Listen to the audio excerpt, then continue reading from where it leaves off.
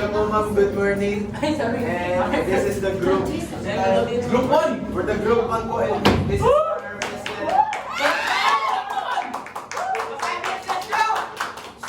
This is our present analysis for our product noodle. So, here are the 6 types of elements of PESTLE analysis. We got political, economic, social, technological, environmental, and legal.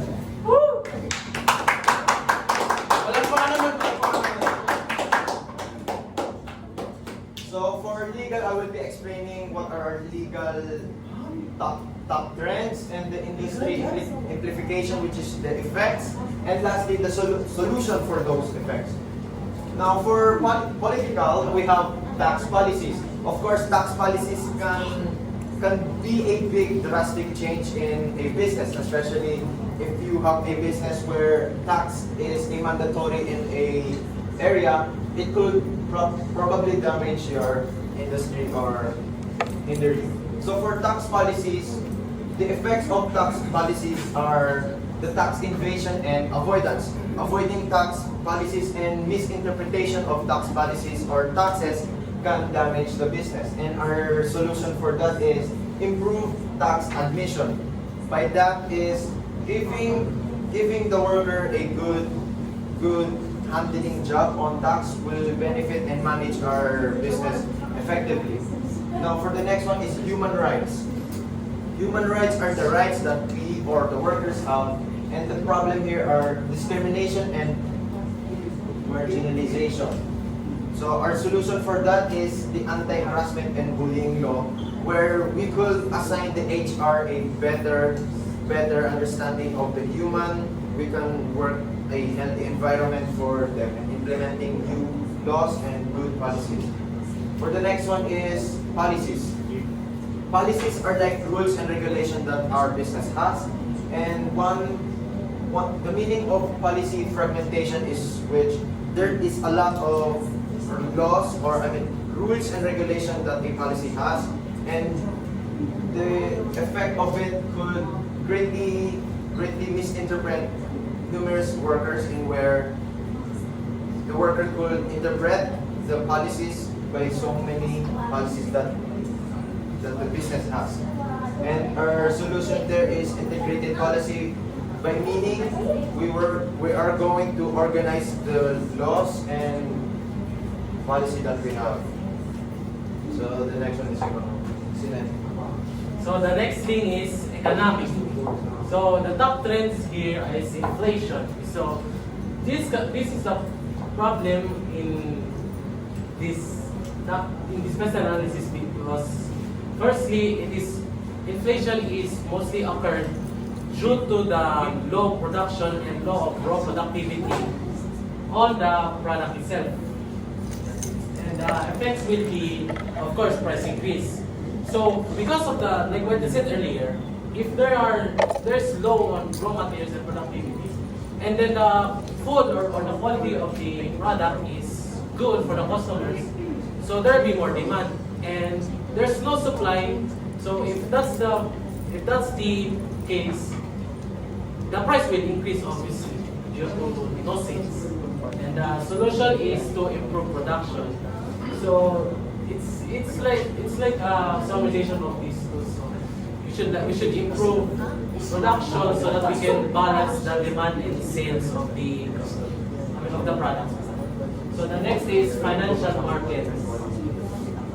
The financial market is one of the problems, and is mainly due to the regulations of the country or the area, such as, for example, regulations in food, such as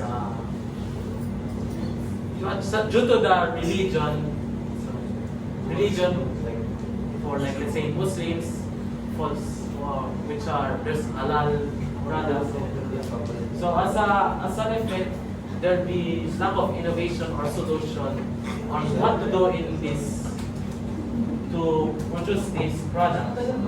So, and the solution is we should listen to customers, since listening to customers can help the company or the business to grow to achieve success with the payments. And lastly, business cycles. So business cycles is the third problem trend in this special analysis, since it can be produced due it is a problem due to weather or seasonal changes in the respective basis. And the effects will be there will be changes in consumer behavior. So just like the inflation, when the business cycle has problems, so the consumers will think that maganda pala yung business, maganda pala yung product, pero sa wag na, palit na ako sa product na to kasi pangit ng so the solution is the fiscal policy. So fiscal policy is where the government will handle the business in trying to pay and give profit to the business. Okay, and right now topic I will discuss about the social. So first of all, the top trends of problem. So our top trends of our problem is religion. Secondly, population growth, and thirdly, cultural dynamics. So first, I will talk about religion. So in religion, industry implication effect is number one is economic influence.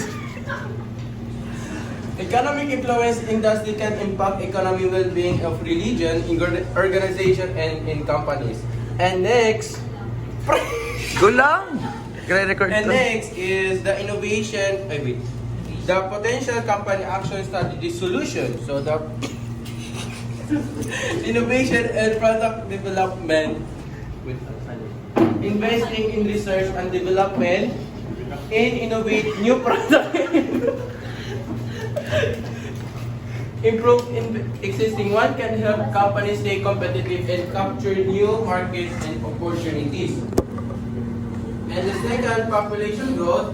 The top trend is labor market dynamic.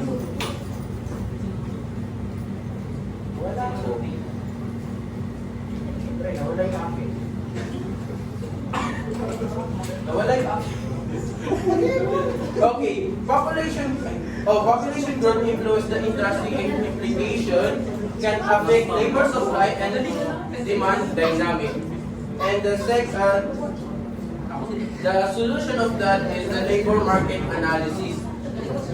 Siyempre ako pa.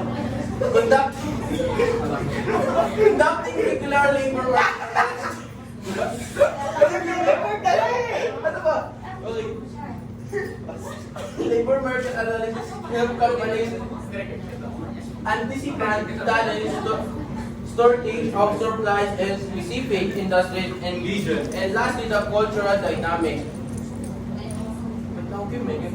Industry implication effect of cultural dynamic. Asan ako? Turn ako eh.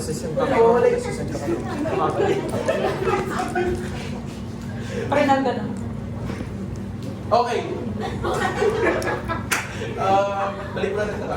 Industry implication effect is cultural influence on consumer behavior.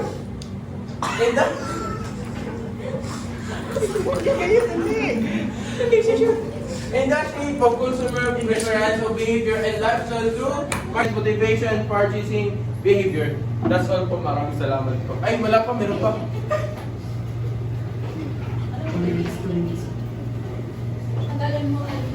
Now let us discuss the technological problems of businesses. So these technological problems,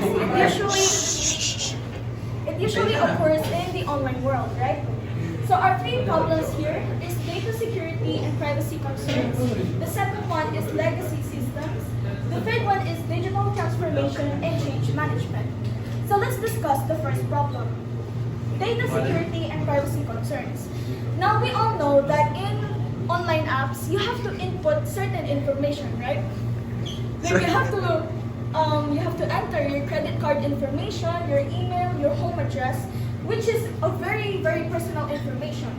So the effects of this is that if the app or the business doesn't protect your data, of course it could lead to cyber attacks, data breaching, and access.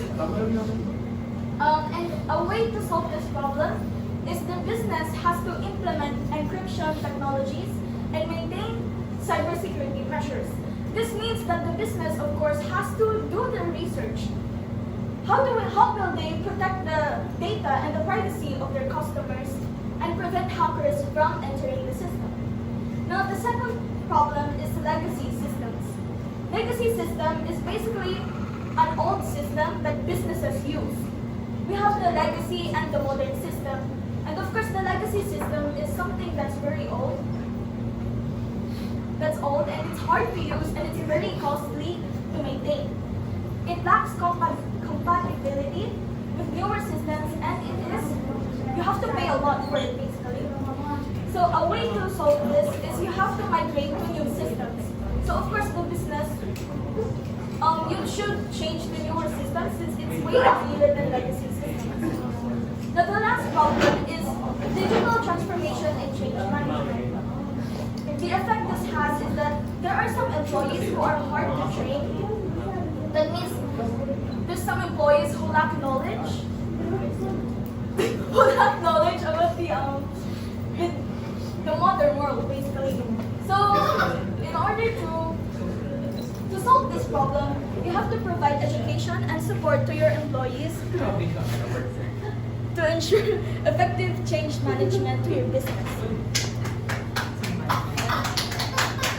Yan guys, ay mama!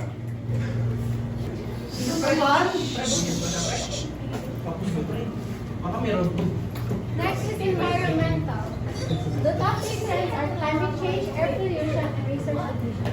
Physical risk, meaning strong weather such as hurricanes, floods, and storms can affect the infrastructure business. Next is air pollution. Operations disruption, meaning there can the supply of chain can be disrupted because of air pollution, like transportation, logistic.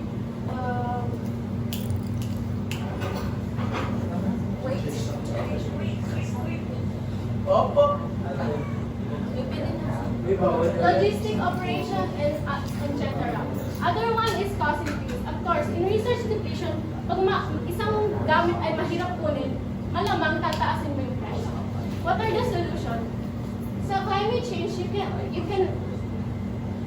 the possible solution for climate change is greenhouse reduction, air pollution, emission reduction measures, research depletion, efficiency improvements, which means reduce waste and consumption.